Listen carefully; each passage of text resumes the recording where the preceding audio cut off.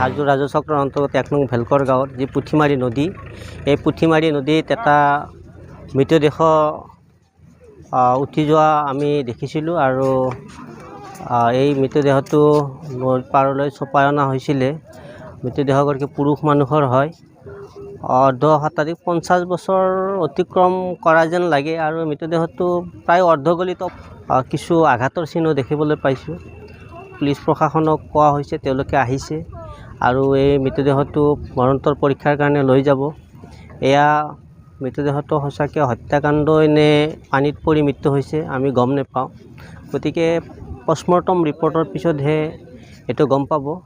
গতিকে আমি প্ৰচাৰ মাধ্যমৰ জৰিয়তে এইটোৱে ক'ব বিচাৰিছোঁ, যিগৰাকী ব্যক্তিৰ মৃতদেহ ইয়াত উদ্ধাৰ হৈছে, যদি কোনোবা সদাশয় ব্যক্তিৰ কোনোবা আপোন মানুহ হয়, তেখেতসকলে হাজো থানাৰ লগত যোগাযোগ কৰিলে মৃতদেহটো চমজাই ল'ব পাৰিব।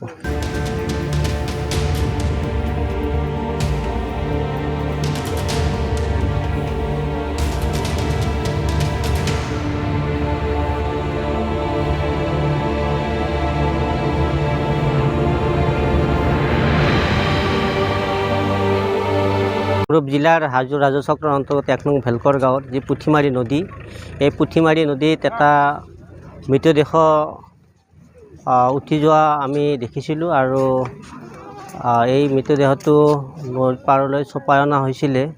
মৃতদেহগৰাকী পুৰুষ মানুহৰ হয়। অৰ্ধ শতাধিক 50 বছৰ অতিক্ৰম কৰা যেন লাগে আৰু মৃতদেহটো প্ৰায় অৰ্ধগলিত কিছু আঘাতৰ চিহ্ন দেখিবলৈ পাইছোঁ। পুলিচ প্ৰশাসনক কোৱা হৈছে, তেওঁলোকে আহিছে আৰু এই মৃতদেহটো মৰণোত্তৰ পৰীক্ষাৰ কাৰণে লৈ যাব। এয়া মৃতদেহটো সঁচাকৈ হত্যাকাণ্ড নে পানীত পৰি মৃত্যু হৈছে আমি গম নাপাওঁ। গতিকে পষ্টমৰ্টম ৰিপৰ্টৰ পিছতহে এইটো গম পাব। গতিকে আমি প্ৰচাৰ মাধ্যমৰ জৰিয়তে এইটোৱে ক'ব বিচাৰিছোঁ, যিগৰাকী ব্যক্তিৰ মৃতদেহ ইয়াত উদ্ধাৰ হৈছে, যদি কোনোবা সদাশয় ব্যক্তিৰ কোনোবা আপোন মানুহ হয়, তেখেতসকলে হাজো থানাৰ লগত যোগাযোগ কৰিলে মৃতদেহটো চমজাই ল'ব পাৰিব।